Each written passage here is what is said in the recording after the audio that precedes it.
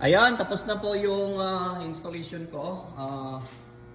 Kuan po to, install po to ng BHF. Diyan po sa kabila. Dito po yung pinder ng sa BHF ko. Tapos na po yan. At saka ito naman yung cellphone booster niya. So, 84X HD po. Diesel po to, Duramax, JMC. So, kung makikita nyo, ganda ang loob nito. So, dito ko po nilagay yung yung booster, yan po, yung booster at saka yung radyo. Ayan. Diyan na yan. Hindi nakaalis dyan eh. Tingnan nyo. Hindi nakaalis dyan. Medyo makakuan nga siya pero hindi naman makaalis yan dyan. Ayan. Yan po yung installation dyan. Hindi nakaalis dyan. Wala na siyang puntahan. Anyway.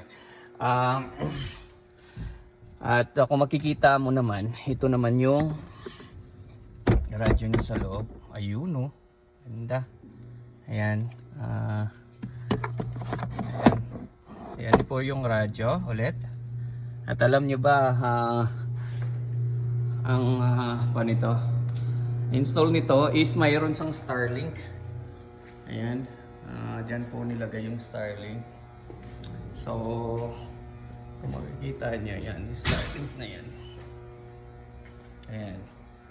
Yan po yung pag-install ko ng Starlink. So, bumili siya ng bracket. Ipapakita ko sa inyo kung paano siya in-install talaga. Ayan. Nilagay ko siya dyan sa gilid na yan. So, hindi na siguro to. Gumawa ko ng insert. Insert to eh. So, para bali 5 bolt yan. Yan po yun.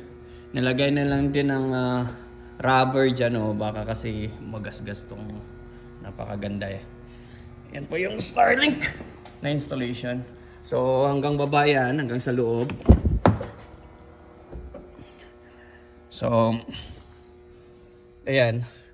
Gumawa na din kami ng extension niya dito kasi ayaw niya yung makabili ng kit ng 12 volts eh.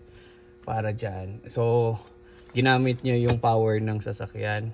So, wala namang problema. Ayan po yung, dyan na po yung Starlink niya.